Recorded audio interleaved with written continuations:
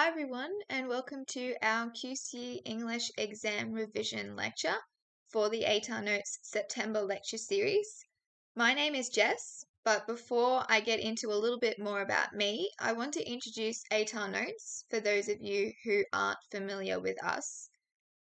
So we started back in 2007 and since then have been offering lots of high school resources for students. And the lecture series is just one part of that. The lecture series has been going since 2015 and is part of our commitment to offering free resources for students. But we also have lots of other offerings as well. And if you're not familiar with some of these, then here are some examples. We have online Q&As, videos, articles, ATAR calculators, and newsletters. And we also have study notes as well. You may have heard of things like Ed Unlimited, and that can be really handy when it comes to your external English exam. We've got all sorts of different books that are going to cover the different texts that you may be doing your external exam on. And I made use of those myself when I was in year 12 studying for my external. So I highly recommend those as well. You'll be able to have overviews of the text, understand the characters and the themes, look at quotes and analysis of quotes, and find quote banks and things like that, as well as just general advice and tips that you can take on board to make sure that you do as well as you possibly can. So without further ado, let me introduce a little bit more about myself. So as I mentioned, my name's Jess. I graduated back in 2020 and I'm currently studying communication and journalism at the University of Queensland. I'm in my third year of that 4-year dual degree. And I got a year 12 English score of 99. And I love reading and writing. So English was one of my favorite subjects. And the other subjects that I did were all humanities based, your business and accounting and legal studies and ancient history. So hopefully I can share today a little bit of my love for English and help you out with your external exam. So let's have a look at what we'll be covering today. First of all, we'll have a bit of an overview of the QCEE. Then we'll look at essay writing step by step so you really understand that process you should be going through. We'll have a look at some preparation basics when it comes to preparing for your exam, and then some study techniques and general kind of exam advice that I'm sure you are looking for. So let's get into it. The QCEE is our first section. So back in 2019, the QCEE actually conducted some trial exams to get a sense of how students performed in these external exam conditions. And they had a few key findings that are going to provide a bit of guidance for you as well. So students with a clear and consistent thesis always did the best. Your thesis is that overarching point you're making, that overarching argument that you're then going to work towards showing throughout the rest of your essay. It is the backbone of the essay, so without that in your introduction, you don't really have a clear sense of direction for the rest of what you're writing. Your 3 body paragraphs are based on that thesis. They are sort of sub-points underneath that thesis that are working towards showing why the thesis is correct to begin with. Your essay is providing all of that analysis and that evidence to back up the thesis, and then you're drawing those conclusions at the end of your piece. Students need to demonstrate a deep understanding of the whole text. So don't make the mistake of only including your knowledge of one part of the text. And of course, you need to read the whole text. So some students don't read the text at all, which is definitely a recipe for disaster. And it's best to read it not only once, but also twice or even 3 times if possible. The more, the better, because the first time that you read a text, you are just getting your understanding of what's actually happening. You're familiarizing yourself with the plot and the characters and the general idea. And it won't be really until the second reading where you can really get that deep understanding of the themes, the ideas that are getting put across to you, and you can start thinking about possible questions you could be asked. You can be finding quotes that align with those things, and you'll have that understanding behind you already from your first reading to make that process a whole lot easier on that second read through. And then, in terms of just understanding of the whole text, you don't want to be just choosing quotes from the very start of the text, for example, because neglecting the whole end of the text or the middle of the text is showing that it's suggesting to markers that you have a limited understanding, and that may not actually be true. You want to demonstrate your full understanding. Part of this as well is making sure that you choose quotes that are not just the most famous ones. So oftentimes a text is going to have those quotes that they're really well known for and things like that. And while it's good to know those quotes, they generally are going to be famous for a reason. They're going to have some kind of meaning behind them that will be useful for an exam like this one. You still want other diverse, versatile kind of quotes that can show the depth of your understanding and that kind of thing as well. So be wide when you're looking at your evidence and showing your understanding of the text. Students need to be constantly referring to audience positioning and drawing on cultural attitudes, values, and beliefs. So, how is the audience made to think or feel based on what is written in the text? So, think about the time period and how that impacts on those things.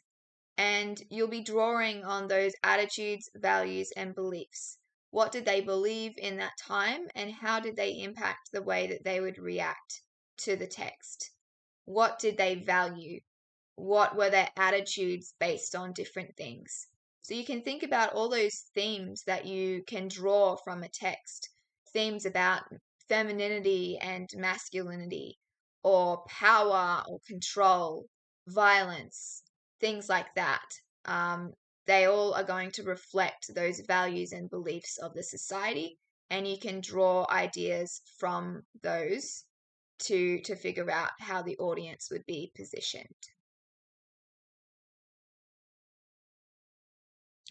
Okay, so the QCEE, this website is your friend. So it's going to give you a really strong indication of what the QCEE is looking for. And it also has resources to aid you in your preparation. So if you want to understand more about the kind of terminology that is used, so you want to understand what cultural assumptions, attitudes, values, and beliefs are, you can see those sorts of explanations in the glossary section, and you can see the way that you'll be marked, what markers are looking for. Now, while the syllabus doesn't outline exact details for the external exam in terms of a marking rubric, it can still give you a good indication of the sort of things that you'll be looking for. There are lots of connections between different pieces of assessment for English when it comes to the marking criteria. You'll see that things like the analyzing the cultural assumptions, attitudes, values, and beliefs, looking at those concepts and times and places, looking at perspectives and representations. They are all common things that are required across the different pieces of assessment, So keeping those things in mind for your external exam too will be really handy. Okay, essay writing. So let's get stuck into how you actually write a good essay. So responding to an unseen question is something that's quite daunting for a lot of students. And one of the most common questions we would get is, how am I supposed to write a full, articulate essay based on a question I haven't seen? So this can seem pretty overwhelming, but there's a sequence that you can go through to make it easier. So what do you want from your question? You want to determine what type of question it is, and we'll go through those different essay question types. What exactly it's asking you, so really checking to make sure you're understanding the full meaning of the prompt so you can then respond directly to it. You are aiming for direct relevance, because if you're not responding to the prompt, regardless of how good your essay is, you won't be able to do well. Then you're looking at any specific details you'll need to include. So you've got things like your limiting words, your scope words in those prompts that outline the specifics of what you need to be looking at. And then ultimately, you need a thesis. You need to draw from the prompt and develop that thesis that you can then refer to and use as the backbone of your essay. Okay, so as I mentioned, we're going to go through some of the question types, and you can break these up into different categories. Here we've got 5 different types. We've got character type, the theme type, aesthetic features, relationships between characters, and then author's intent. Some of these will sometimes be overlapping. Oftentimes you'll be looking at themes, for example, and you still have to factor in different characters in relation to those themes, for example. But these are the 5 ways that predominantly we can classify our questions. So let's break these down and have a look at each in turn. So, relationships. Analyze the effect of Mr. Rochester's manipulation on the character of Jane in Jane Eyre. So, this is that example of relationship between two characters. They're asking for an effect of one character on another. It could be worded in a bunch of different ways. It could be it could directly say, what is the relationship, analyze the relationship between characters. It could be one character's effect on the other. It could be the role of one character in making another character do something in particular or think in a certain way, for example. So this is all about those character connections, the relationships between the characters in the text. Next up, we have aesthetic features. Now, we may not really understand exactly what these are, but it's a pretty wide kind of term. So it can include all of your figurative language, similes, metaphors, personification, things like that. And it can include a whole range of other different types of strategies as well. So thinking widely about aesthetic features is the best strategy. And you can have a look at what aesthetic features are, some examples of that. Also in the syllabus, you can check out the definition there with some examples. In this case, we've got to what end does the storm scenes in King Lear reflect the tortured state of Britain? So this idea of the sort of representation of this idea and representing the tortured state of Britain. So you would be using your aesthetic features to pull apart this prompt and respond to it.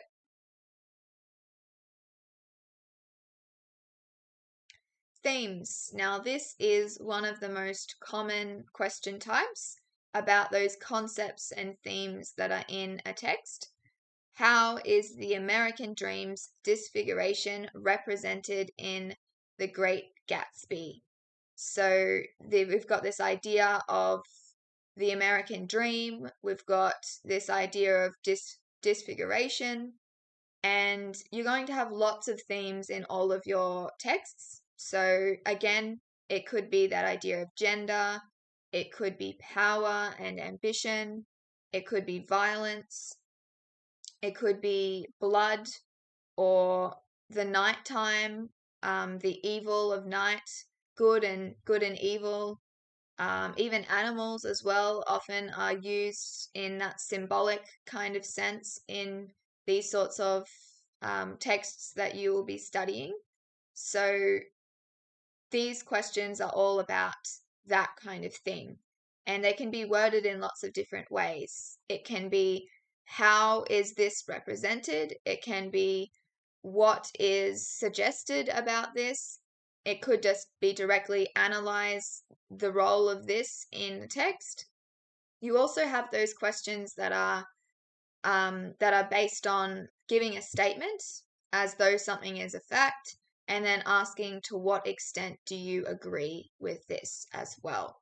So not only are there different question types in terms of the focus of the content, so themes, characters, etc., there are also different sort of formats of how the question can be asked as well.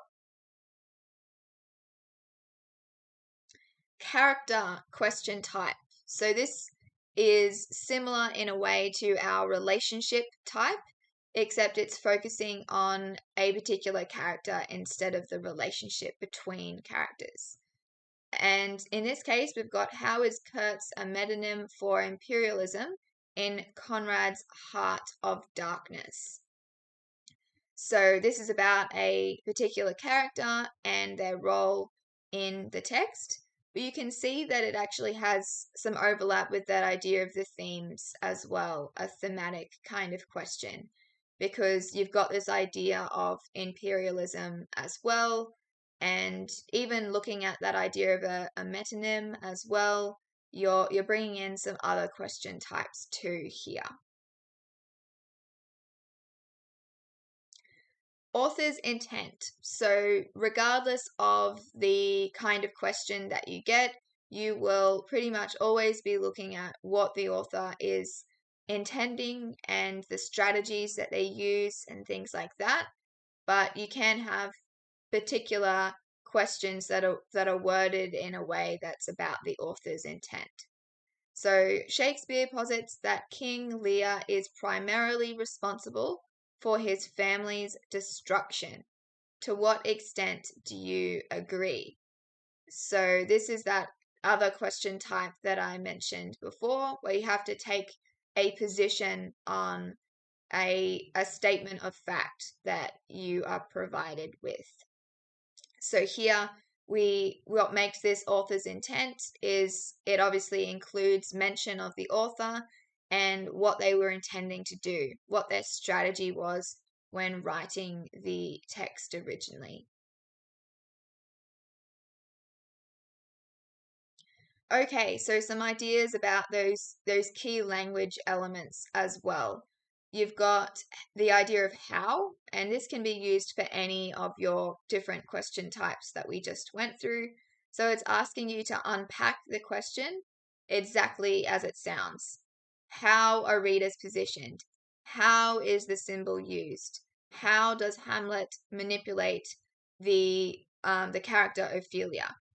So that is a pretty sort of straightforward idea. We're pretty familiar with being asked that kind of how question. To what extent, on the other hand, may be a little bit more uncommon, for a little bit less familiar to you. It is also linked to all different question types, and it's asking you to agree or disagree or partially agree or partially disagree on the statement that you are given. So usually it's going to state something as fact, and you need to you need to take that position on that. And it's about your opinion, and then it's about being able to back up that opinion as well with your evidence. And you need to include the measurement kind of word in your thesis to indicate that idea of to what extent you need to respond directly to that with that sort of level of agreeance, if you will. Analyze, of course, it is an analytical essay. So analyze is a pretty common word that we'll see in external exam questions. And you can think of this as being used in the same way as the idea of examine or discuss. You need to be looking at something in detail and picking it apart. So oftentimes these are they're written as a statement. It's not an actual question. So that's why we often call essay questions prompts, because they're not actually all necessarily questions. And so they're requesting you to do a very specific thing. They're giving you that topic that you specifically need to focus on and pick apart. Perspective is another word, and it's linked to audience positioning questions. That idea of how the audience is positioned to think or feel or react based on the content of the text, the strategies used, and the language used. So questions with this word are often asking you to either side with or argue against a particular message that's communicated by the author. So this is pretty clearly related to that idea of that author intent and then the sort of impact of that intent.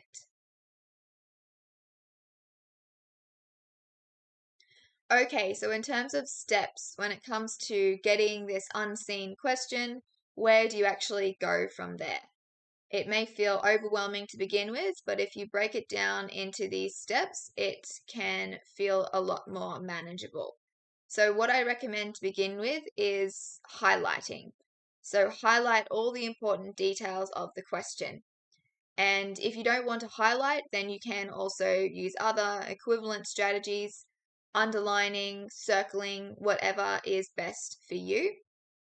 And when you're doing this, you need to determine what the question type is, what the question is asking you, and what you'll actually be discussing in your essay. So in this case, we can see in this example question, it's a how question.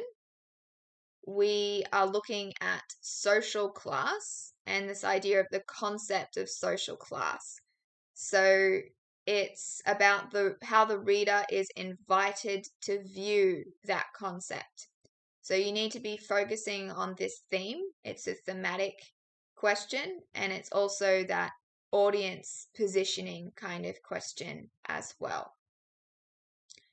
And oftentimes you're going to have limiting scope kind of words as well. So sometimes you may be asked to look at how a character's relationship with another character, and it may specify that you need to be looking at their relationship to another male character, for example. And that's that limiting kind of word because it's determining that kind of scope. You can't be looking at a female character, you have to be looking at a male character. So look out for those limiting words and the specific words that are telling you what you need to focus on. The good thing about the questions or the prompts is oftentimes they're using that language that you then need to use yourself as well. So a good strategy to make sure your thesis is on target is to use that same wording as the original prompt.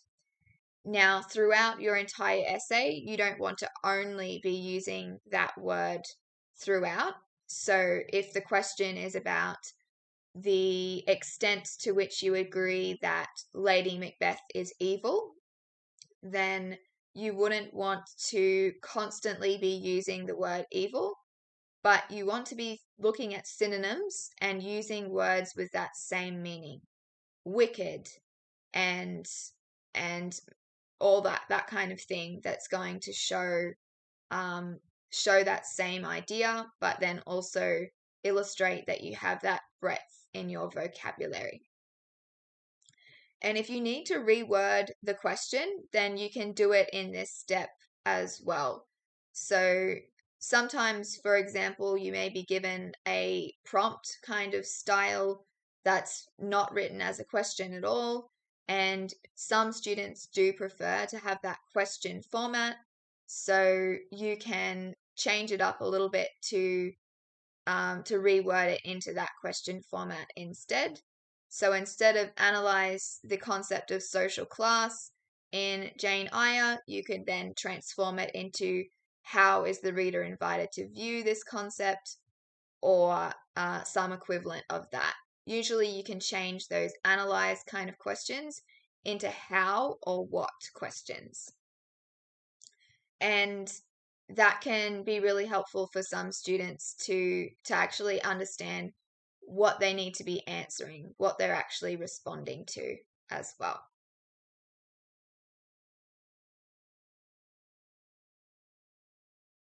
Okay, so step 2, it's about writing down some notes. So note down everything that comes to mind about the concept that is in the question or the prompt. And at this stage, it's just broad. You're thinking about everything that you can think of based on your knowledge. And we've got an example based on this same question here. Jane doesn't fit in a class, so in a turmoil. The hierarchy was very important, and Jane experiences both settings, lower and upper social class. Upper class people portrayed as rude, unfeeling, harsh, cruel, ignorant. And we've got some ideas of particular scenes that illustrate those points we're making. Lower class people are often nicer, and in this case have a connection to God. Near impossible to move between classes. So putting down all the different ideas, and these can help form what your points will be, or just the different analysis that you may have within each of those points.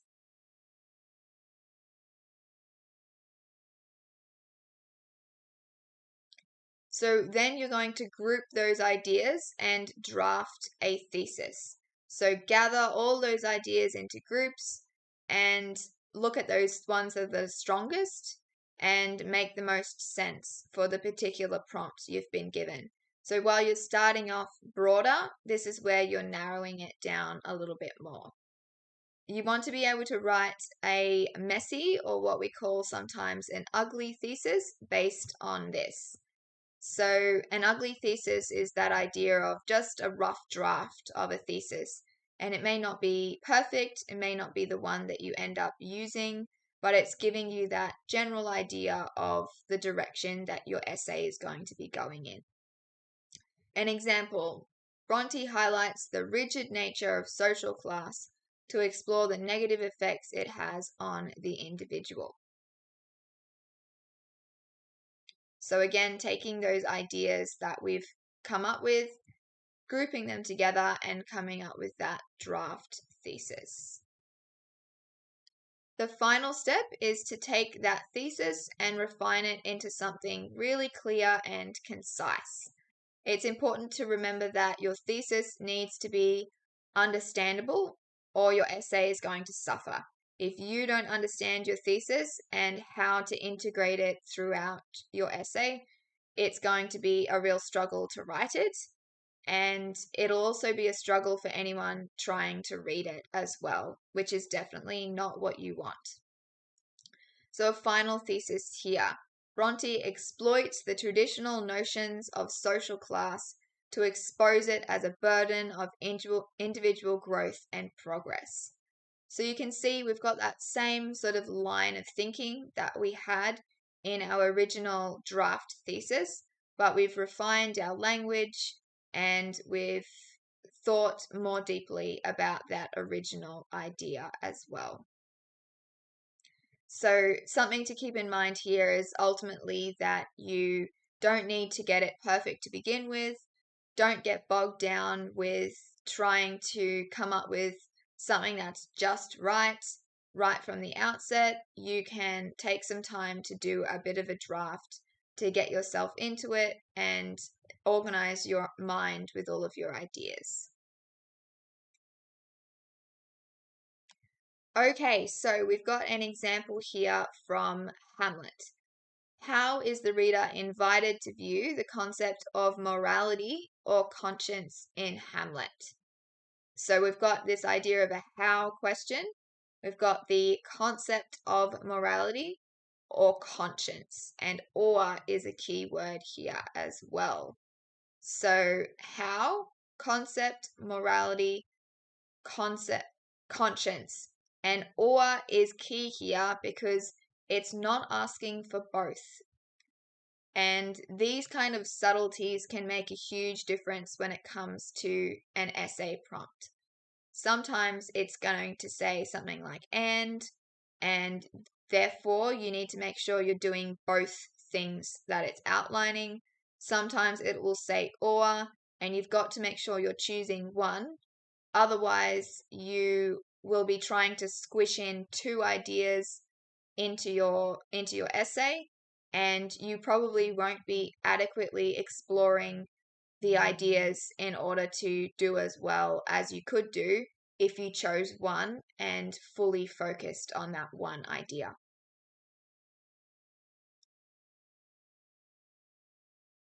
Okay, so once we've broken apart the prompt with some highlighting or underlining or circling, you can then come up with all of those ideas that come to mind when it comes to that particular prompt.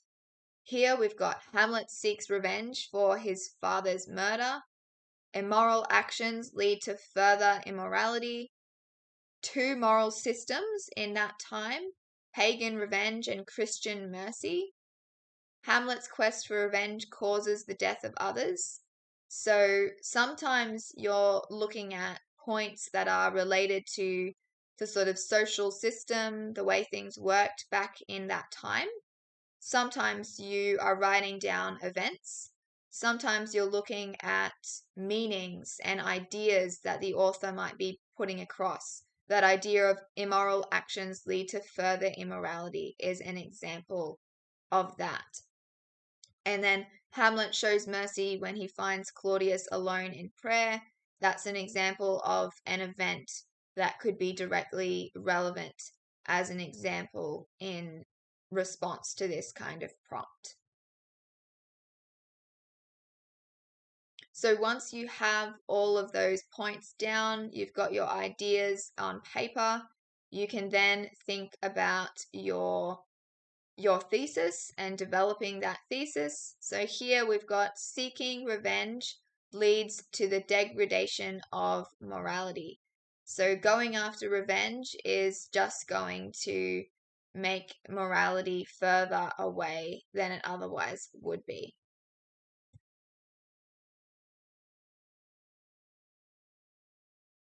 And then we want to reformat that into our full thesis.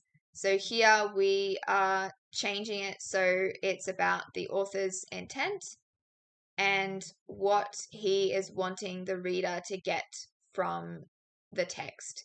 Because remember, the question was about how the reader is invited to view the concept.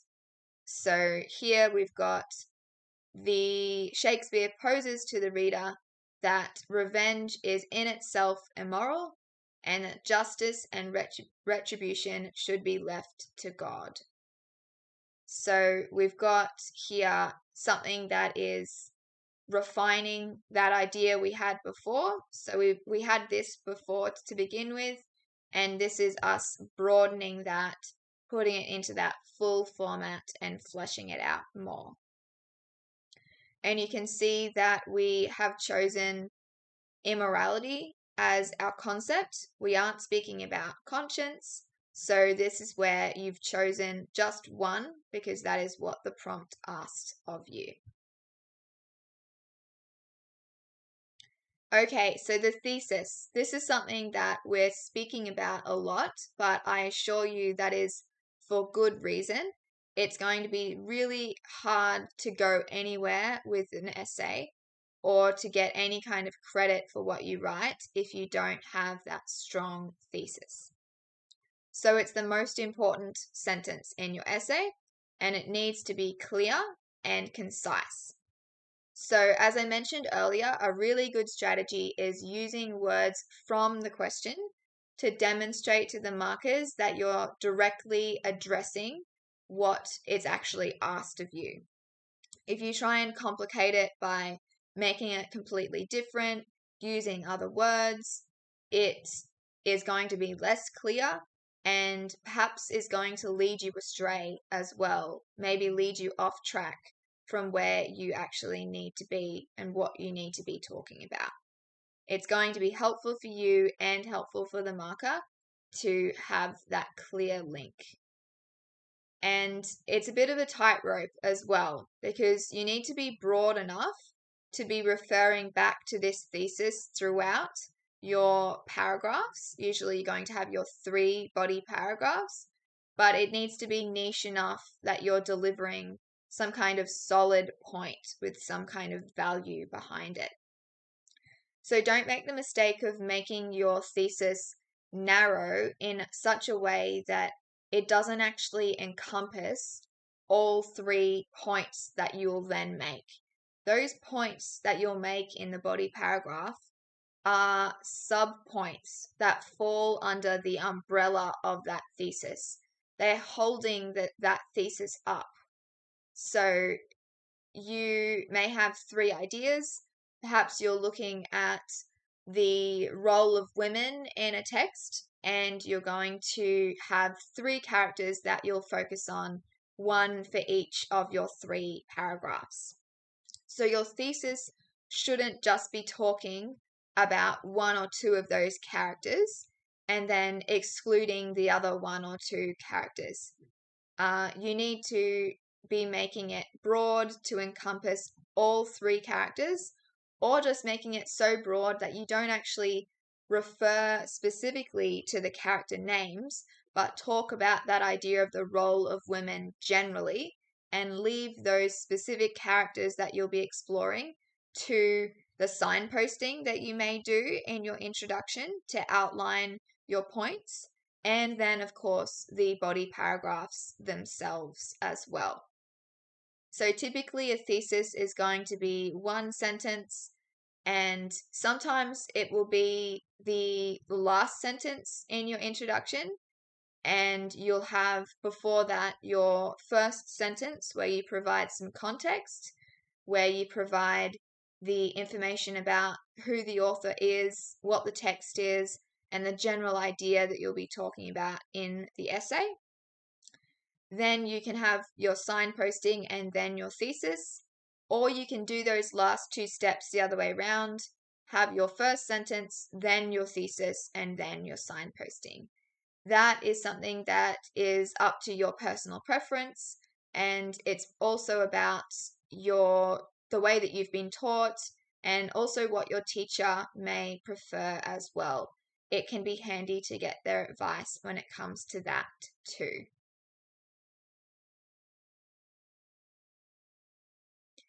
So the process of producing a solid thesis is going to naturally be really closely linked to actually just answering the question. But there are a few other details that we'll go through as well, because as it is the case for most things, it's easier said than done. Okay, so we've got a theme-based question here. What is the role of family in Jane Eyre? So step 1, jot down all the ideas about family in the text. We've got the idea that Jane is orphaned. She grew up with her aunt and cousins. Mr. R has a ward. And we've got this idea of marriage as well. So jotting down all the different ideas that you have, and this is how you can be spending that planning time that you'll have at the start of your exam. Remember, you've got 15 minutes of dedicated planning time to be using wisely, and this is that process that you can go through as soon as you're able to start the exam. And then the idea of step 2 is picking the one that appeals to you the most. So you will have had a bunch of ideas that you will have developed, and you need to go with one of those ideas. You need to establish what direction you'll be taking in your essay. Step 3, try and put it into a sentence. And this is you establishing that thesis. It can be just the general kind of draft thesis instead of needing to make it perfect to begin with. So the generally you're going to have that first sentence which will outline the author and the name of the text, and oftentimes the thesis will be a separate sentence that will have any measurement words if they are required for prompts that are asking you to take a position whether something is to a certain extent that you agree with it. Use words from the question as well, and it depends. Sometimes the thesis may benefit from directly referring to the author as well. If you need to say Shakespeare's intent was this to have this impact on the audience, it would make sense to mention his name in the thesis itself and not just that first introductory sentence of the entire essay.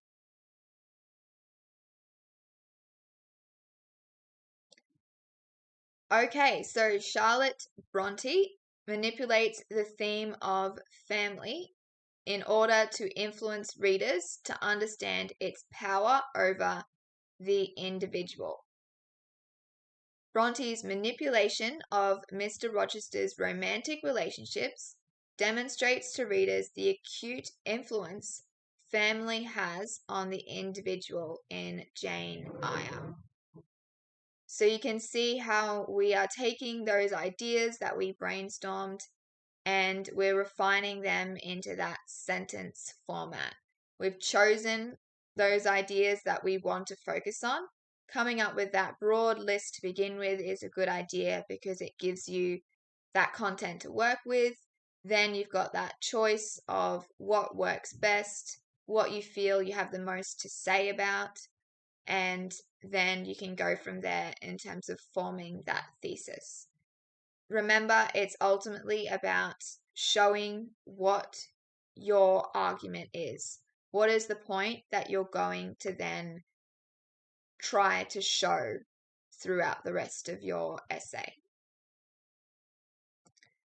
Okay, so when it comes to dropping marks in analytical essays, it's actually usually not the ideas that students have that let them down. It's oftentimes actually the planning that lets students down. So don't underestimate the importance of having a good plan to set up your direction for your essay. A lot of students fail to establish and maintain that synthesis throughout their piece, having that flow and that cohesion so it all works together in a really well-ordered way and makes that point really clear as a result. So failing to plan is just part of this problem with this lack of synthesis in the essays. So let's have a closer look at using your planning time effectively. As I mentioned earlier, you do have 15 minutes of planning time. You can't be writing on your actual exam paper yet, so you can be using this time to be figuring out what you'll say. So when it does come to that 2 hours of writing time, you'll be able to get stuck into it as soon as possible. Something to keep in mind with planning time as well and the planning that you do is it needs to be understandable to you. You're not being marked on your planning, and so it's about making sure that you do planning that makes sense to you, that you can then use to inform what you write. And it's not about making it neat and pretty and understandable to others. Keep that in mind as well.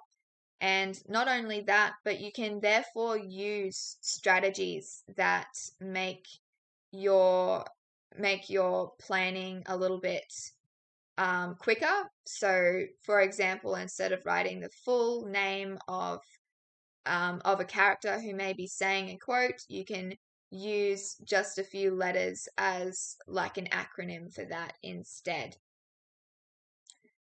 Okay, so how to use this 15 minutes of planning then?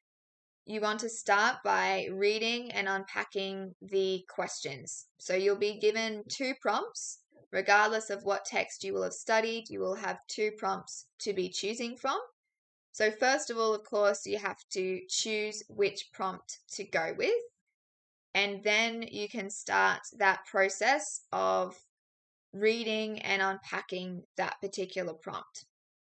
You'll look at what type it is, indicated by those words like what, how, analyze, to what extent, and then what it's asking. Look at the particular words it provides in terms of characters, in terms of relationships between characters, themes, the intent of the author, the effect on the reader, any particular aesthetic features you're being asked to look at. And yes, what elements need to be included based on what the question is actually asking you to do. Formulate that draft thesis based on your prior knowledge of the text. So you will have come up with the different notes that you can think of, and you can then form your thesis based on that. And remembering it can just be that basic idea. Sometimes we struggle to think of those exact words that we want, but if you just get yourself started, just write a draft that doesn't have to be the final product, that can set you on that path to at least making a start. Step 3, refining the thesis to produce that final version.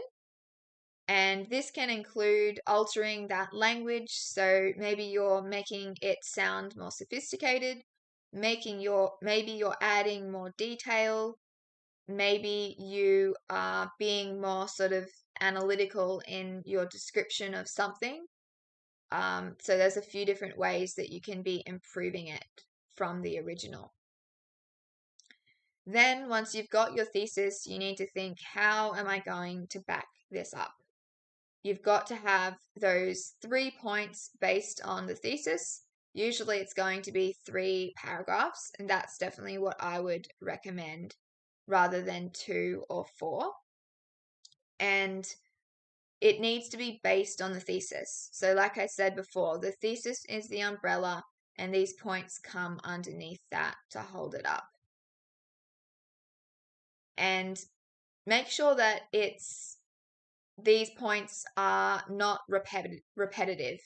You want to have individual ideas and just one idea as well. It would be really complicated to be trying to explore a whole bunch of different things all in one paragraph. So aim to have one idea per paragraph and 3 ideas in total, and make it so they're clearly linked to one another and the thesis as a whole. So for each point, you can write a topic sentence outlining what that paragraph will be about, and this shouldn't include a whole bunch of analysis. This is just that outline of what the paragraph will be about. Then you can have your evidence that you'll use to support your particular point and the overarching thesis, and any connectors as well between the different ideas that you've developed. And you can write all of these points down in your planning time underneath each of your ideas for your 3 paragraphs. Use all 15 minutes. So write as much detail on the page as you can. And if you don't end up using it all, then that's okay. And if you need more time to complete a full plan, you can go into your writing time. So yes, you are given 15 minutes of planning time, but that is not a maximum. It's not a restriction on what you do. The only rule here is that you can't be writing in that 15 minutes on the actual exam paper. But you can go over 15 minutes with your plan, and it is worth it to ensure that you have your logic and your reasoning organized in your mind before you get started. That can prevent any confusion you might have later. It can really set you up so you've got that clear direction and can just get stuck straight into it. And this is going to depend on your style as well. Some students find that they can just have a broad idea, they can have a thesis, and then basically get stuck into writing an essay based on that and a few general ideas for paragraphs. Other students may have to go through this full process of thinking about topic sentences, specific evidence, specific analytical points. So this is where it's really valuable to work towards actually understanding yourself, what is best for you and the way that you work. And the way to do that is doing practice exams, which I cannot recommend enough. And you can start off, if you are really unfamiliar with this kind of essay writing style, you're not confident with it yet, you can start off with just writing essays in general without those sort of exam conditions to add to what you have to think about. So starting off with just refining those skills, and then you can go towards actually sitting some practice exams in those exam conditions to reflect what it will be like on the day. And that is going to give you that practice. So when the day does come, you feel more confident with what to expect, what to do with timing as well. You want to know how far through your essay you should be at particular points in the exam time frame, and that can keep you accountable to make sure you're progressing okay in the exam. So a full plan is worth around 80% of the final product you write in the exam room. So investing some time and energy into getting really good at them is going to serve you really well in the long run. And in terms of when you do those practice exams, don't neglect actually having that practice exam planning time too. Don't just go straight into you're doing the 2 hours of actual writing. Have that 15 minutes as well. And to add to that, you can actually just do practice planning. So sometimes you may not have the time to be able to be doing lots of different full essays, but it's a lot easier to fit 15 minutes into your schedule than it is 2 hours and 15 minutes. So if you can, just doing some practice planning sessions, little 15-minute blocks here and there that are allowing you to break down a prompt and plan how you would approach it in an essay. Okay, so the all-important essay structure. When it comes to introduction writing, we've touched on this a little bit, but let's go into a little bit more detail. So first of all, introducing the text, and you're going to include the author and a brief phrase or synopsis. So you don't want to have a big recount of what happens in the text. and you want to avoid a few different things as well. Don't be tempted to praise the author or praise the text. It doesn't actually add any value for you to be saying what a famous and great author they are, how amazing the text is and well acclaimed and things like that. That is not showing any analysis or adding really any value to what you've actually been asked to do in the prompt. So that first sentence is about who wrote it, what is it called, and what can you tell us that's a broad kind of statement about it that's relevant to provide some kind of context. So, for example, if you are writing about, I'll go back to that example about Lady Macbeth being evil. Maybe you could mention something about how the Elizabethan era, when it was based, had specific kind of gender expectations for women as opposed to men.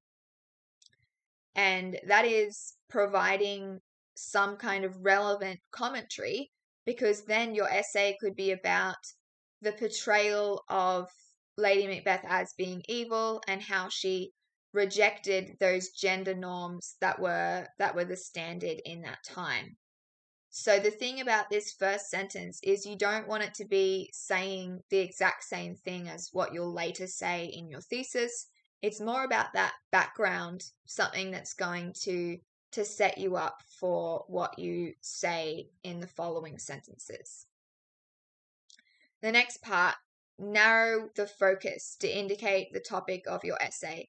So this is sort of an optional sentence because it depends on your topic and the way you're approaching it. You may have already done this narrowing down in your first sentence, or if you want to be drawing it out a little bit more, if maybe it's more complicated, then you could need this second sentence to provide that that narrowing down and that focus on your topic. Now, as I mentioned earlier, you can have different orders for these last bits. Some students and teachers prefer to have the thesis at the end of the introduction, and some prefer having it before the preview kind of section. So the thesis is that argument, that central message that you'll be referring back to throughout the essay. And the preview, on the other hand, which is also sometimes called signposting, is the brief summary of your points. So this can be one sentence, it can be two sentences, it can be three sentences, one for each of your points. But you shouldn't be introducing evidence. You shouldn't be analyzing things and talking about what things show and what things indicate, and things like that. So make sure that these points that you provide are purely an outline and don't go into a lot of detail for this. Your introduction should be in that realm of about 100 to 120 words or so for a 1,000 word essay, and you don't therefore have a lot of room to go into a great deal of depth here.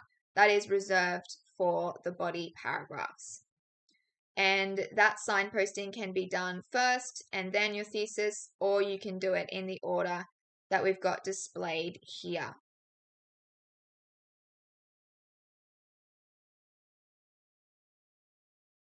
Okay, so let's have a look at some examples to paint the picture in our minds. To what extent are Jane's views shaped by the characters around her? So our first sentence, in the novel Jane Eyre, Charlotte Bronte challenges Jane's desire for autonomy through various characters who desire to impose their views upon her. Okay, so we're clearly showing what we're talking about. We've got the name of the text, we've got the name of the author, and we're making that broad statement that covers the subject of the essay. So ultimately, think about what the essay is about.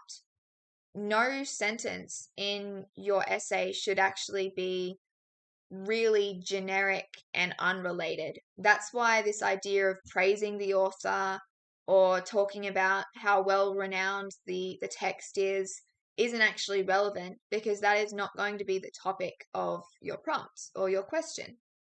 So even this first sentence from the very outset, you still need to be actually relating to what the prompt is about.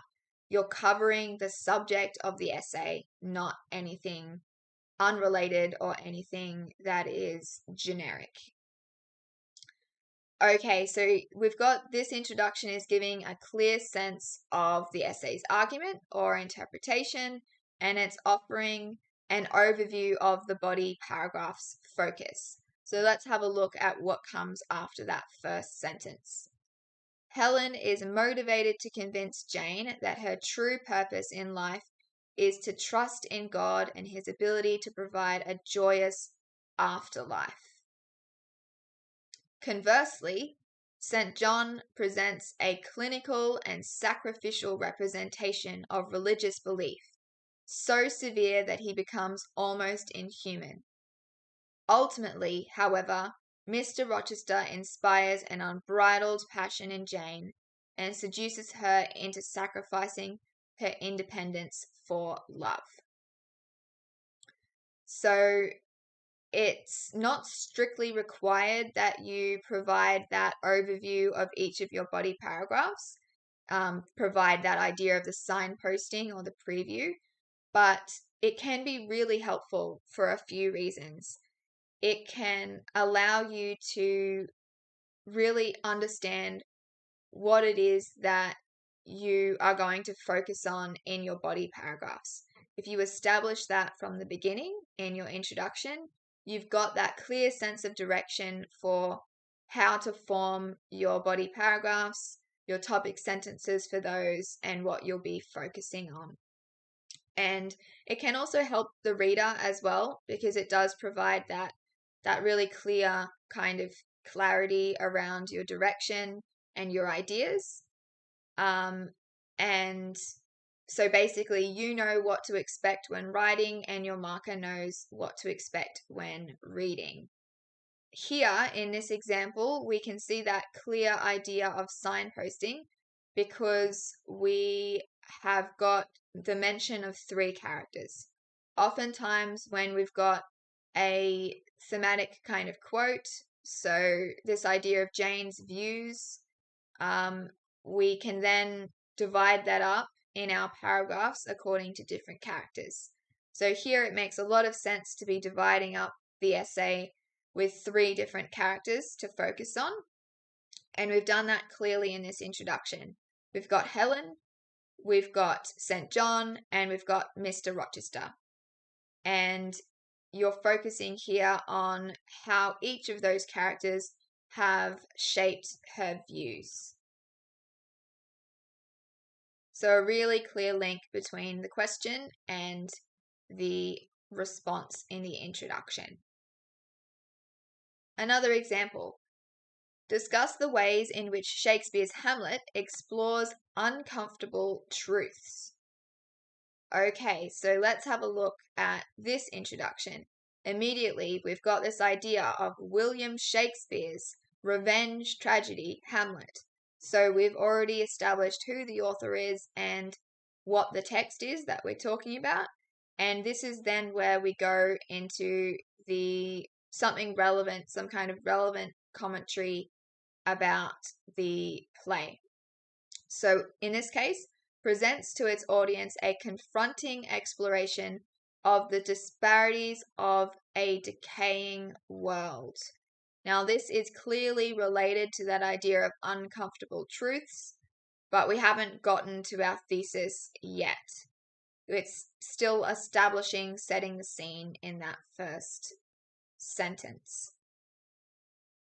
So though shaped by Shakespeare's socio-political Elizabethan context, Hamlet has been appreciated across centuries due to its compassionate evaluation of uncomfortable truths in human behavior, misogyny, the inquisitive human temperament, and the meaning of life itself. So this is the idea that you are providing, again, more context here. So not always necessary to provide lots of exploration, but in this case, it has been deemed necessary by the writer. And these are universally engaging elements, have been reinterpreted by critics and audiences over several centuries, since reality is in the reader's mind, thus ultimately facilitating the textual integrity of Hamlet. So definitely not always required, but you can actually include academic quotes to enhance your argument, but don't let them do all the talking for you. Don't let them overtake your analysis and your ideas. So it's important to use the keywords from the prompt, as I've mentioned, to ensure we can see that relationship between what you're writing and what you are asked to respond to. So in this case, we have got those keywords. Uncomfortable truths is really clearly stated here. And this provides a bit of a quick summary of the play. So in terms of retelling the story, that is not something you should be doing in an essay at all, whether it's in the introduction or elsewhere. It's not about retelling, it's about analyzing. And you can add some more plot context as you analyze the play in your body paragraphs. When you introduce your different points, you'll be giving some context to those different points, different quotes, different pieces of evidence. Okay, so now that we've had a look at our introduction paragraph, we're now going to have a look at the body. So your body paragraphs are going to be, of course, the largest part of your essay, and this is where you get into your evidence and your analysis. It shouldn't be appearing in the introduction or the conclusion. So your topic sentences need to indicate what you'll be arguing in each paragraph, and they also act as those connectors between paragraphs as well. So you have that sense of cohesion, that idea of synthesis that I mentioned earlier. So through the use of this particular aesthetic feature, the author demonstrates this. That is an example of how you can approach this idea of a topic sentence. So your body paragraph structure, you've got the thesis, so the position on the argument, and you've got your evidence.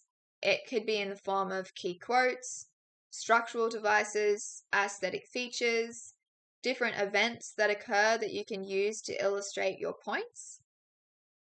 You've got your analysis of that evidence. So remember that there's no point in just providing a whole bunch of quotes, a whole bunch of ideas, if you're not actually going to pick apart those things. It's up to you to show the reader why your points are relevant, why your evidence is relevant. So you need to be showing how or why it proves your thesis and your point for that paragraph. You're relating to the point in the paragraph and you're relating to the overall thesis. So the thinking that unpacks the evidence to prove that thesis, that's what your analysis ultimately is. And then audience positioning, how the elements are prompting the audience to think, feel, or react. Make sure you're thinking about the context of the text that you're looking at when it comes to audience positioning. That's going to determine their values, their beliefs, attitudes, assumptions, etc.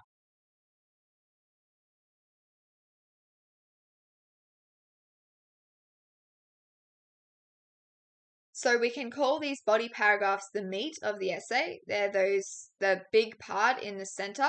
And when you're writing these, each of the elements are plugged into this recurring flow. The what, which is the evidence. The so what does it mean? Why should we care? That is what the evidence means.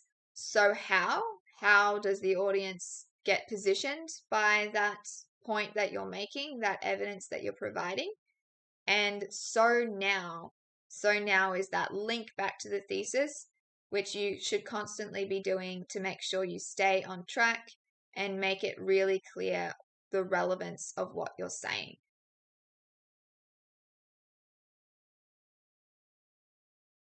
Okay, so what does this look like in an actual essay?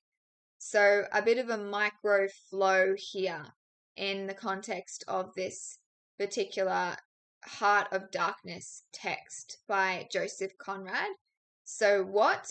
Something like an emissionary of light, something like a sort of, and so we've got a quote there, and then we can look at so what? What does it mean? Why does the audience need to care about your mention of this quote in terms of what it means to what you're trying to say? So, by characterizing imperialists as emissionaries, Conrad depicts them to be peaceful and civilized, language associated far more with politics than the forceful acquisition of land. Further, light, in the context of imperialism, connotes the bringing of education, civility, and refined culture to a land of what Marlowe describes to be impenetrable darkness. So this depicts imperialists as agents of God, not only aligning them with the qualities of honor, respect, peace, and righteousness, but Conrad also grants them with the holy justification given to the Crusaders in the Holy War.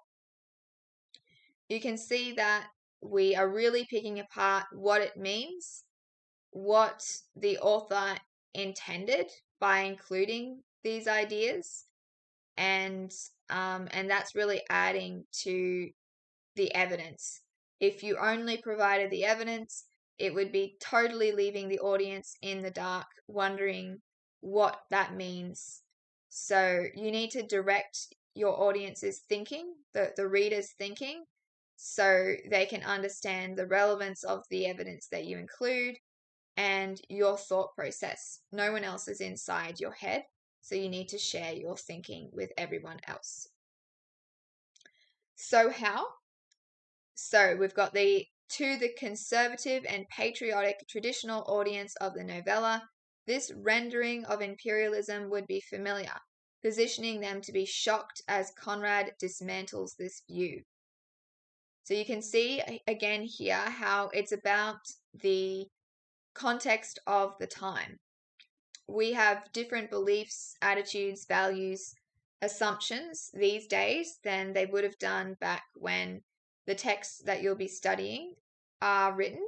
So you want to be thinking about the context in which they were written and how those audiences would have been positioned to think, feel, and react. And here we're also making that really clear by referring to the audience and who they actually are. So now is our link back to our thesis. Through establishing the upstanding traditional view of imperialism, Conrad positions the novella to destroy this interpretation with greater impact. So that is an example of how you can be using that flow of ideas, plugging in your ideas to that flow to make it work in terms of structure really clearly. And this factors into that idea of synthesis that we mentioned earlier is often a problem for students.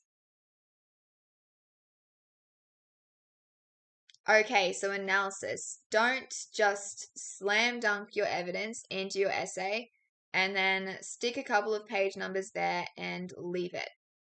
So you need to contextualize your evidence. by looking at where it occurs in relation to the wider story, perhaps who is speaking and who they are speaking to. Otherwise, we really have no idea what is happening. The context can actually provide some significant insights for us to actually understand why you've chosen that evidence, why it relates to the thesis. So here we've got an example. Prior to the king's ghost appearing on the battlements, Prince Hamlet laments that, and then introducing that quote. Following the failed marriage ceremony, Jane confronts Mr. Rochester. So sometimes it makes a huge difference when it's occurring. And of course, we always need to know who's speaking, because if we aren't sure who's speaking, then how are we supposed to really know what's happening? If you're looking at characters, it's a character prompt. We need to know who is speaking to who. If it's a theme kind of prompt, it's the same idea. We need to know what person, what character is related to that theme. So making it really clear for the audience is what you'll be able to achieve by ensuring you've got that context when you're introducing your quotes. Sometimes it's going to be part of the same sentence, like it is in these examples, where you provide the context and then the quote in the latter half of the sentence. Other times you may need more context than that. You may have a full sentence with context, and then you may have a little bit further context in the second sentence before then introducing the quote.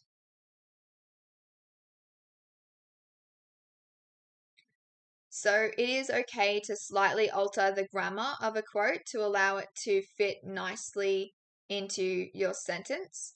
Oftentimes things like the tense of the sentence, or whether it's plural or singular, you may need to change things like that. The pronouns that may be used, you'll be talking about characters in third person, not using words like I or me. And so you may need to change words like that if they appear in quotes that you want to use.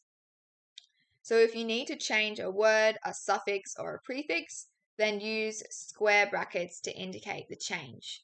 So you may have a word like demand, for example, or demanded.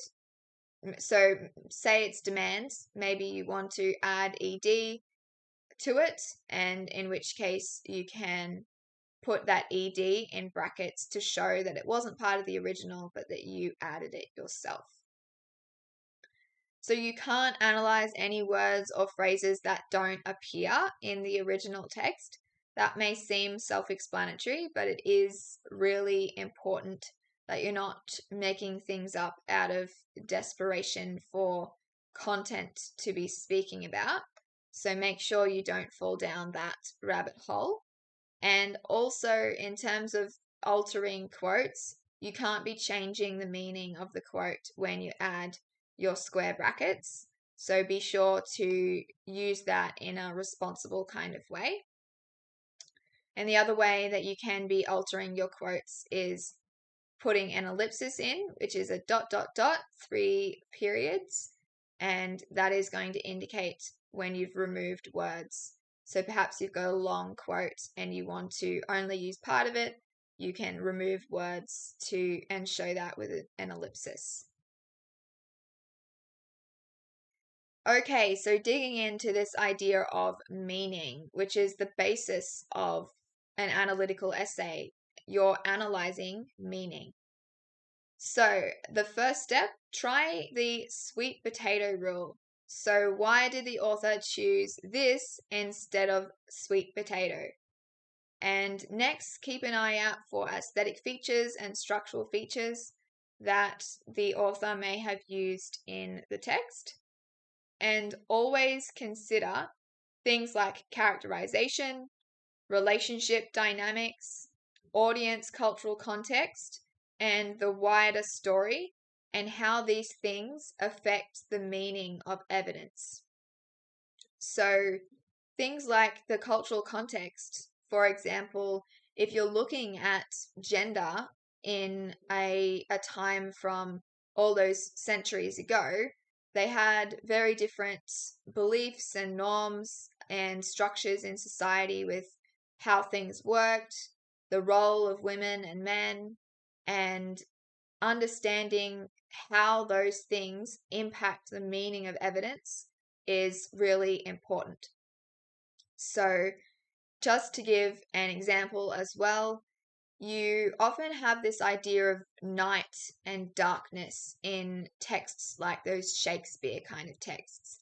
And to us, we think darkness, night, maybe we think of that as a literal thing. If you take night, for example, we just simply think of sleeping and night, whereas oftentimes you'll see that kind of idea repeated in texts like Macbeth because of that cultural context, because of the beliefs of the people in that time.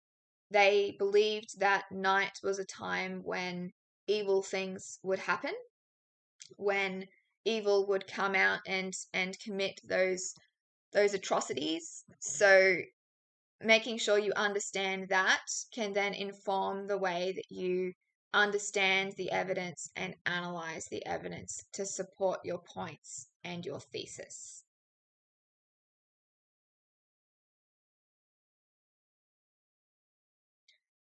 So here, the language chosen by Conrad connotes adventure, gold and fame, both invoking images of success and glory within the reader's mind. The imagery of chain of diamonds suggests that Jane is a slave in her relationship, destined to serve her husband as his subordinate, not his wife.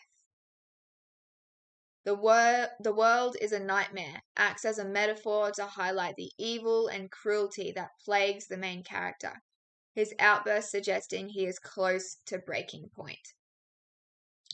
Again, if we go back to our previous point, this is looking at relationship dynamics. For example, that second one between husband and wife. It's looking at cultural context. It's looking at characterization as well, and those different strategies that are being used to get different meanings across. So how does your analysis position your audience? How do they feel in response to what you've covered? Do they agree or do they disagree with your position? Do they feel shocked, disgusted? Do they approve of the actions of the character and the direction of the plot, or do they disagree? So some key kind of terms, phrases that you can be using to make sure you're integrating your audience positioning are things like this. As a result, audiences are positioned. So you will have done your analysis and now you're drawing those conclusions about how the audience would respond or feel. Thus, audiences are prompted to respond with and then provide the emotion that they are responding with. Remember, you need to be considering how their traditional culture would prompt them to respond. Again, having that background knowledge of a text's context is important. So hopefully you will have done that before even really learning about the text. Hopefully you will have learned a little bit about the time period to understand the beliefs of those people and how society worked. And that is going to help you when it comes to this idea here as well with audience positioning.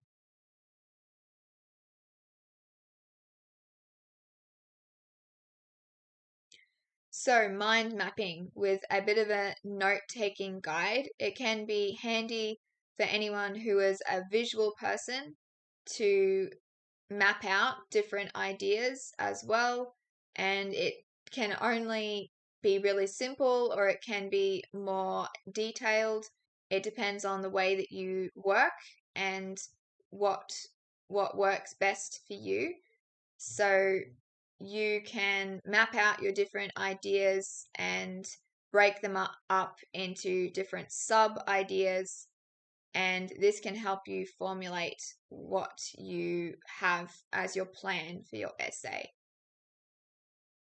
So for example, here we've got the different themes that we are drawing out of a central kind of idea. You could be using this strategy for a character as well and looking at, for example, different character connections. You could be looking at the role of a character in a play, thinking about how the character relates to different themes.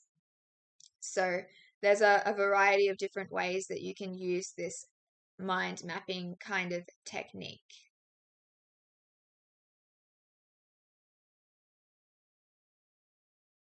So let's have a look at some examples now of body paragraphs.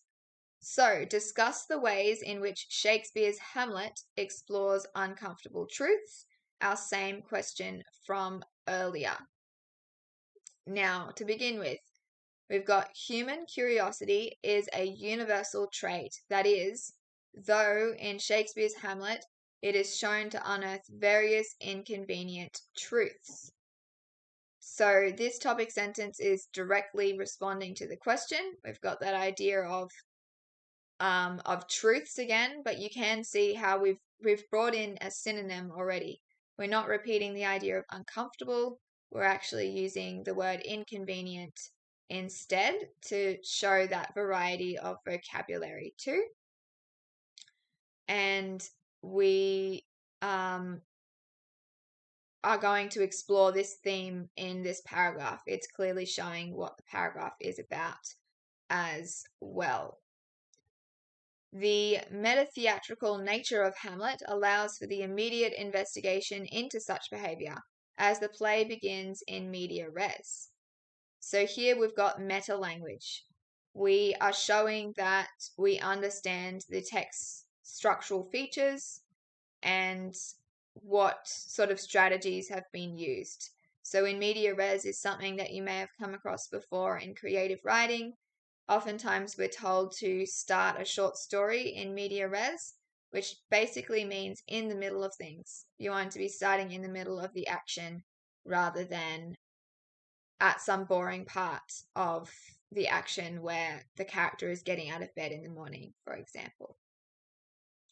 This contrived chaos is exacerbated with Bernardo's rhetorical dialogue, "Who's there?", which cleverly foreshadows the motivitic diseased disorder within the rotten state of Denmark. So we're not only providing some evidence, we're also looking at the actual strategies that have been used. We're saying about foreshadowing, we're saying about rhetorical dialogue, and then what does it actually do? This cleverly foreshadows the diseased disorder. And then we've got so that's a really clear transition between quotes and analysis. And then finally, we've got this idea of Hamlet's first soliloquy further exposes his innermost thoughts while presenting an insight. And so it will then continue on from there. And we're looking here at furthering what we've already said. So continuing on from this, with which audiences can empathize. So we are relating to audience positioning by mentioning how they would respond to something from the text. His frequent negation, nay, not so much, not to, demonstrates his internal anguish. Again, those analytical verbs, demonstrates, foreshadows, all of those words that basically mean shows. I keep saying that you should be showing why your thesis is correct. You should be backing that up. And so all of these analytical verbs are picking apart the evidence that is going to then ultimately support the thesis. And you also can have these subtle references to things. So frequent negation. So you're identifying that it's a repetitive kind of thing. You're identifying that strategy that has been used, and that is showing your knowledge. And you're looking beyond, in this paragraph, you're looking beyond language techniques as well. So the difficulty of determining truth with an ambiguous society is carefully constructed within all of Hamlet's soliloquies. And we've got some quotes there to finish off as well. And we finish with that idea of thus. The integral characters of Hamlet create a metafictional dimension that allows audiences to appreciate the value of humanity empathetically. So using words like thus and hence and things like that is usually a really good strategy to use in your concluding sentences, because it actually shows that you are drawing a conclusion. Thus, based on what I've said, this is the case. You're drawing something out of what you've previously said to actually bring the audience to your conclusion.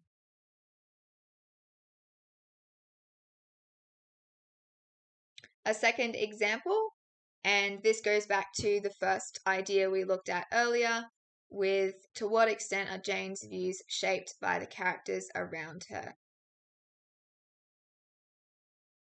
So, through the character of Helen, Bronte presents the unrelenting faith that people have for God. Helen is a character that does not express resentment towards others, vowing instead to love your enemies. She holds no animosity towards Miss Scatcherd, despite the constant abuse she inflicts on her, instead blaming herself, insisting she dislikes her cast of character. And then we've got these ideas of our analytical verbs here. Directly juxtaposes Jane's bold hatred. So this comparison is highlighting the difference between Jane and other characters, and we've got a quote there to actually back up that point. And we've also got the idea of the strategies that have been used. This idea of juxtaposes, we're identifying that juxtaposition has been used as well. And we can see here how square brackets have been used to make the quotes flow, because oftentimes your text is going to be having those first person pronouns, and we want those third person ones instead with her and he and they, instead of I and me and you.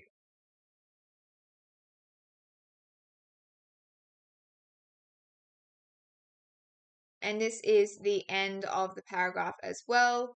And we can see how we finish off again. Helen is described as a character who strives to do good and hears Jane patiently to the end. So all of these words that you can identify throughout, condemns and all that kind of idea, they are your analytical verbs that you want to be using.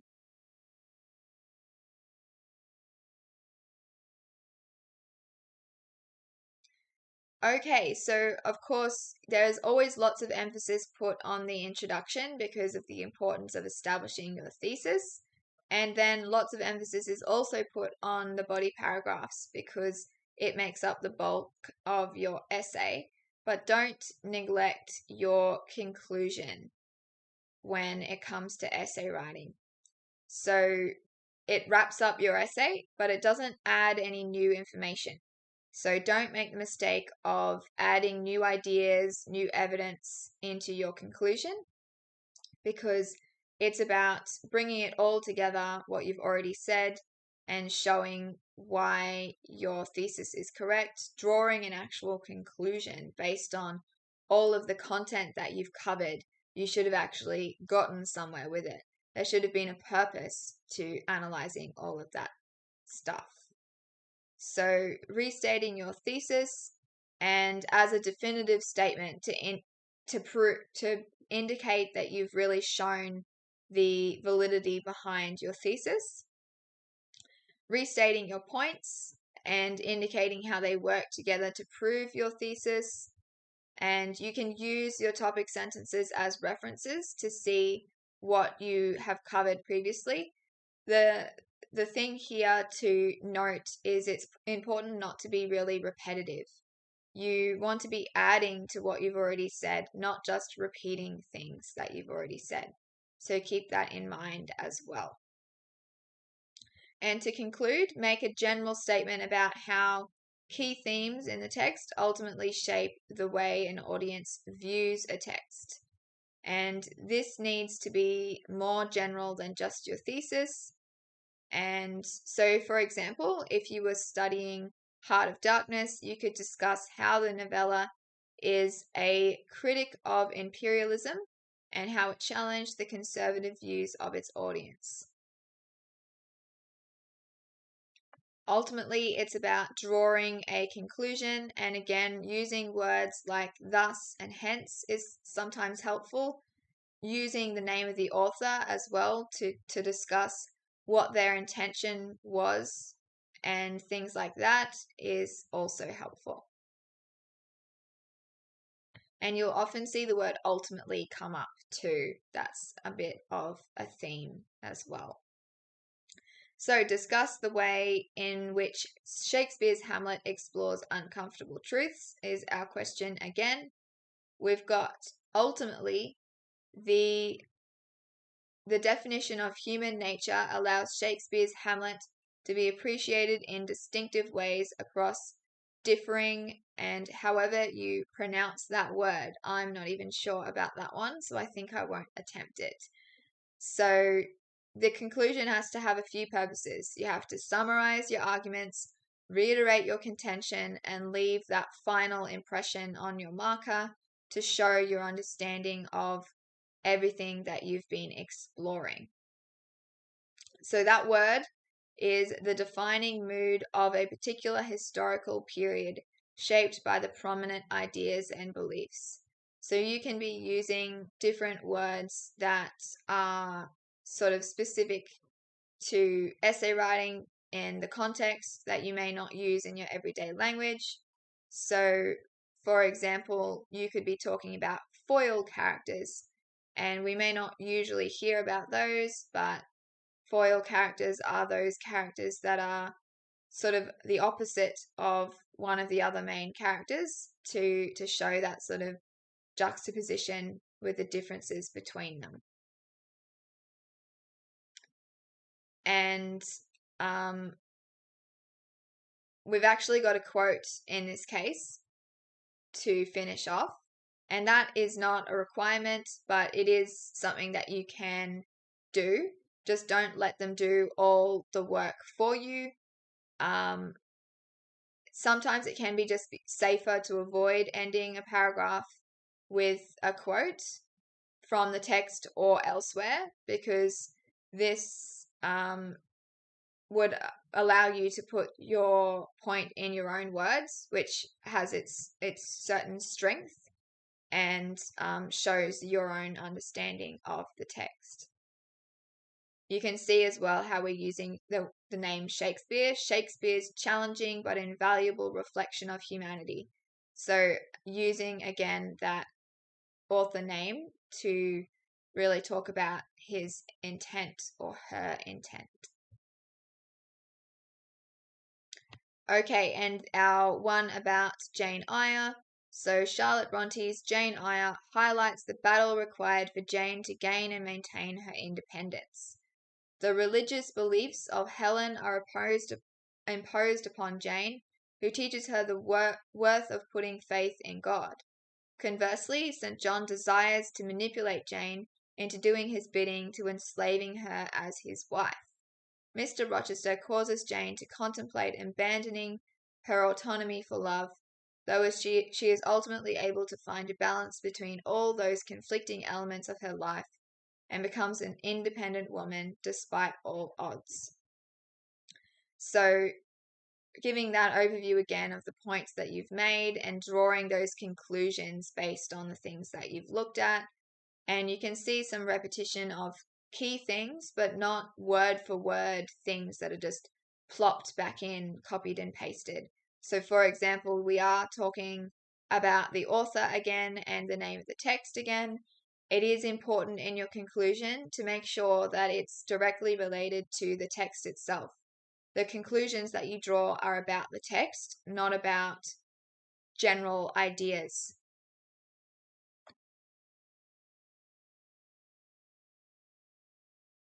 So some common mistakes that we'll go over now. Synthesis, as I mentioned earlier, and oftentimes this is what's going to let you down. So make sure you're constantly referring to your thesis, and that is going to keep you on track. Assuming. So many students leave gaps in their work by not stating the obvious or not really outlining their interpretations and their thoughts on evidence and ideas from the text. So remember that you are the only person in your own head with your own way of thinking. You can't assume that other people are going to make the same connections as you. They could have a whole different interpretation, and that is going to lead to a lot of confusion for the reader when it comes to understanding your intended meaning and the analysis that you were trying to perform on the text. So spell it out for the reader so you aren't forcing them to do any extra work, because ultimately you're not going to get credit for that when you're being marked. Spelling and grammar. Now, exam conditions make spelling and grammar a little bit trickier than it would be when we've got all the time in the world to be checking over our work. But it's important to be editing and reviewing, even despite the time constraints that you're in, because a big part of your mark here is just the quality of your writing. So there are different approaches that you could be taking when it comes to editing.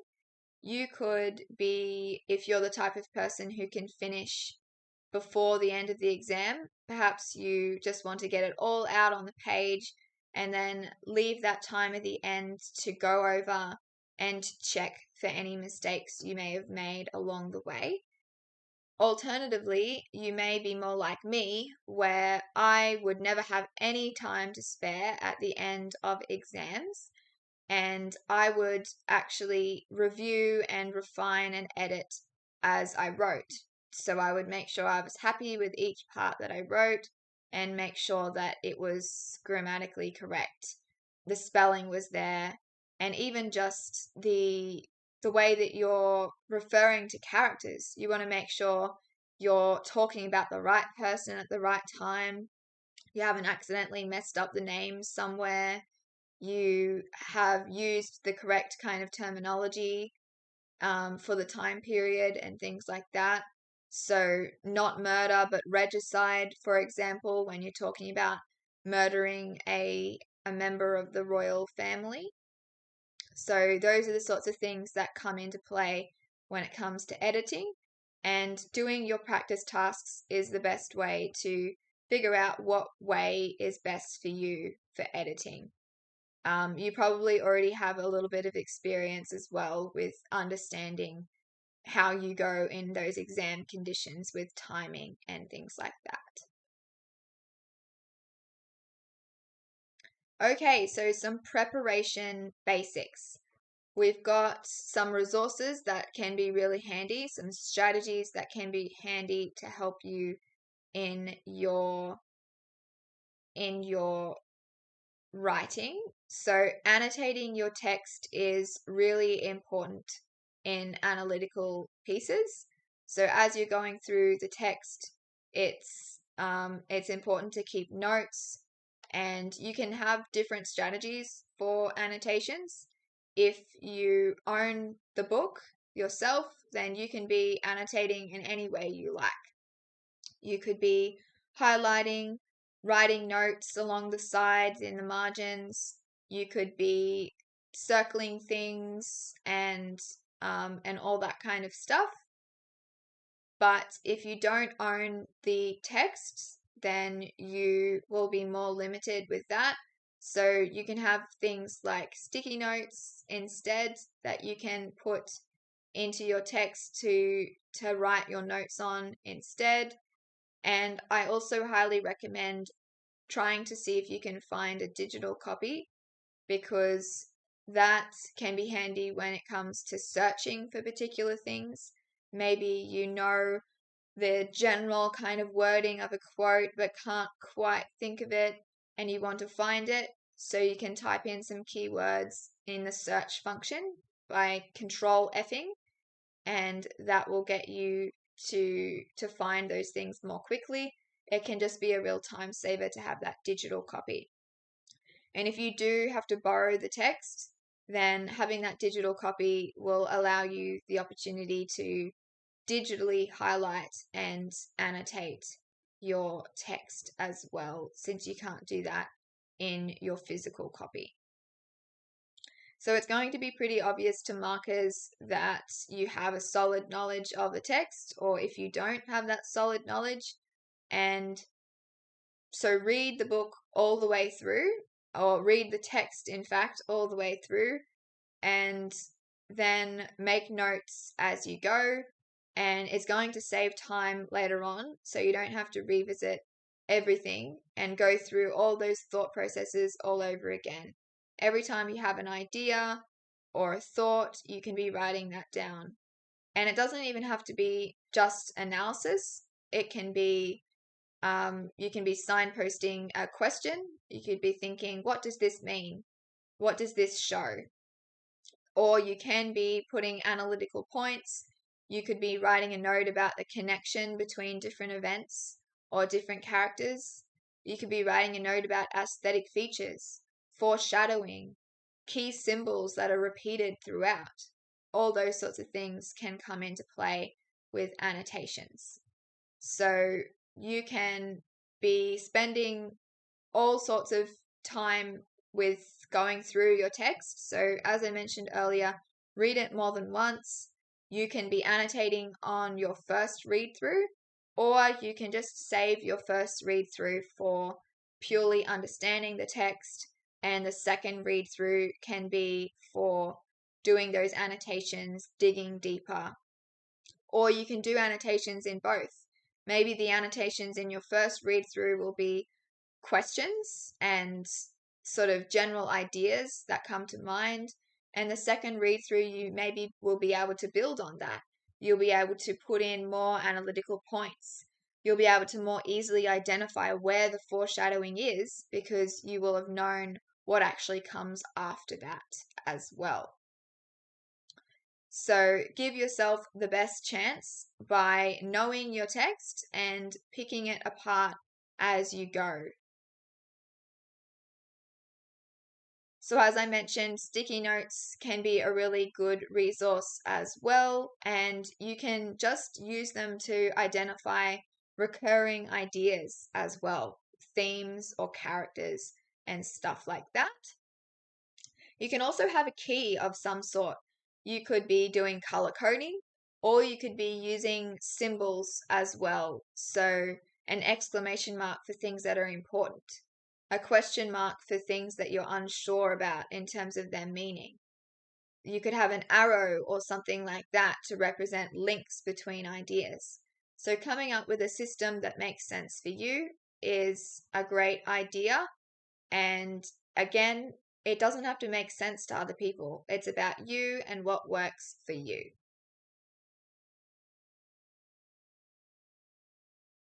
So don't use one color, use multiple colors and assign each color to a specific purpose. If all you're doing is highlighting in the same color, then you're limiting the meaning that that highlighting can actually have. So you could be showing different colors for keywords, for the main character's development, for different themes or structural features. And this means that when you are looking through what you have done in terms of annotations and highlighting, it'll have a lot more meaning. You'll have that instant recognition and won't even have to read through the content to be able to see where different pieces are. So maybe then when you're studying later on, you can be skimming through pages and be looking for a particular color without needing to read word for word what each of your highlighted parts actually is. Okay, so having some kind of bank of quotes is something that I cannot recommend enough. So this is something that I did myself in year 12 to prepare for my external exam. I had a quote bank with themes across the top and a column down one side with the different quotes. So I was able to, for every time that the quote related to one of those themes, I would highlight that corresponding box in the table to show that that quote related to that theme. I would write notes in that box to talk about how the quote related to the theme. And I would have other information as well. I would include what the act and scene was of the play. I would include who was speaking and who they were speaking to. So that idea of having that context as well, because as I mentioned earlier, you need to bring in the context in your essay to provide that understanding for the reader. And then having the actual analysis kind of notes as well. What does it mean? How does it relate to other things? What does it show about the author's intent or audience positioning? Those things are all things that you can work out in your quote bank to make it as valuable as possible.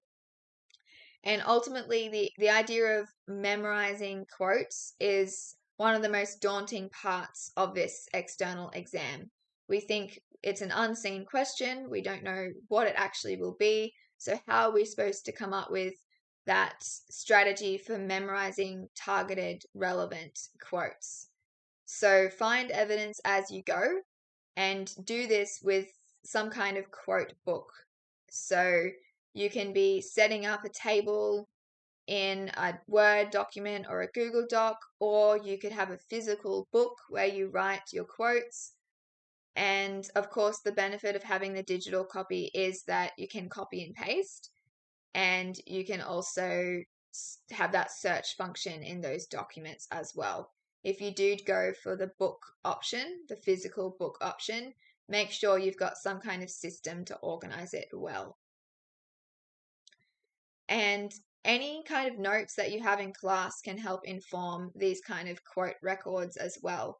You're likely going to be unpacking evidence in class, and those things can be added to your quote book as well. And you can go through this incrementally, this quote book, to be learning the quotes as the term progresses. That means that when exam time comes, it won't be all so overwhelming. So practice writing your thesis. I mentioned earlier that you can be doing little parts at a time. So you don't have to be practicing a full essay every time you do practices. You can have little sessions dedicated just to 15 minutes of planning time practice. You can be having little sessions where you're writing a good thesis for a whole bunch of different prompts. And so having that practice is something that is really important, and especially with the thesis, since it is that most important part of your essay. And you can access practice questions on the QCEE website. You've got the exams from previous years. You've got sample exams, and I'm sure you will have accumulated some practice questions from class. You can find those sorts of questions online as well. There's lots of resources out there. And also, you can create your own questions too, your own prompts.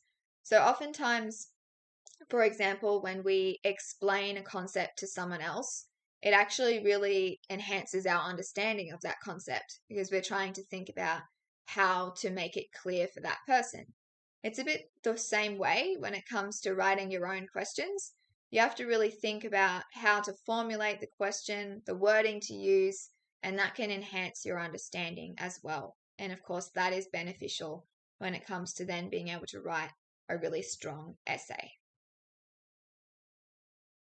So some study techniques and external exam advice. So some key words, some vocabulary for essay writing. You've got words that indicate addition, words that indicate sequence. So I encourage you to go through these kinds of words to see how you can link ideas together, how you can be using those sentence structures that are varied and that are clearly articulating your points.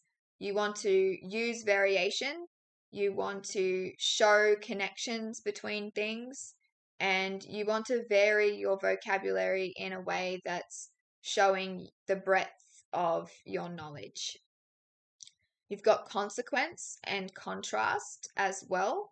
Things like however and whereas are key things that you'll be using all the time. Shows, which is a really big one in terms of your analytical verbs, and causes as well, because you're analyzing what does it mean? What does this demonstrate? What does it confirm or explain or foreshadow or juxtapose? So shows is one of those really simple words, and there's lots of other words that you can use instead that are higher level vocabulary. Okay, so some memorization strategies. You may learn better and may memorize better if you're in that social kind of situation where you want noise and company and other peers of yours that might be trying to analyze and memorize as well. Others, if you're like me, are better in a quiet environment. So try and figure out what works for you.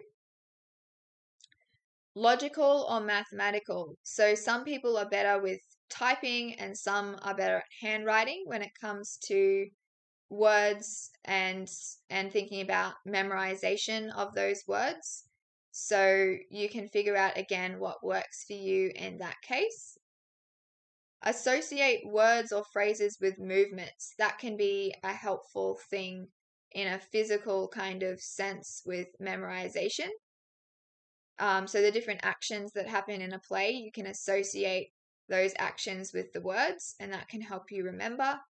Similarly, you've got verbal and visual. So in terms of verbal, instead of just saying the words out loud, repeat every other word and then go back and forth with a partner.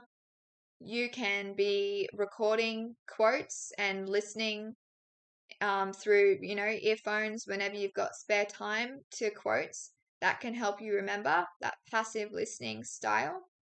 And visual, write words on mirrors or windows, stick them on the door or in the car. You can use pictures to represent the quotes as well, and that can spark your memory. And in terms of visual and verbal as well, you can create creative things like social media posts or things like that that are related to a quote or related to an idea in the text. And that can help you remember as well. So, a few key tips to finish off. Have 3 achievable goals a day. It's easy to have really high expectations of ourselves, but it's far more beneficial to have a few key goals that are achievable within that 24-hour kind of period. And that way you can feel good about yourself, you can feel like you're making progress, and you can reward yourself as you go. Have breaks as well. Have one day of the week free of study. So, for example, Sunday may be your day off, and you need to have that time in order to avoid burnout, in order to have that balance in your life. Enough time to sleep and to look after your health. So recognize your emotional boundaries. So pushing yourself when you aren't able to really function well is not going to be effective, and it's going to lead to just being burnt out. As I mentioned, taking care of your physical health. You need to be taking care of yourself in order to then do well. Set goals and celebrate completing them. The celebration is a good part, and you can be celebrating in lots of different ways. It doesn't have to be a party. It can just be, it can be something a lot quieter if that's what you would prefer. But celebrating those little wins is a good way of rewarding yourself. And then breaking it down as well, making things really a lot simpler so you don't feel so overwhelmed. Keeping things in diaries and calendars to organize your thoughts and make it so when you go to bed at night, you don't have lots of things going through your mind that you can't get out. So, also just thinking about mental health, finding a good place to work and having hydration and food and having breaks, all those things are really important when it comes to studying and having that balance in life. So keep that in mind as well as you work towards your external exams. Thank you so much, everyone, for coming along today. I hope that that has been helpful. Good luck with your external English exam and as well all of your other exams and beyond. Good luck.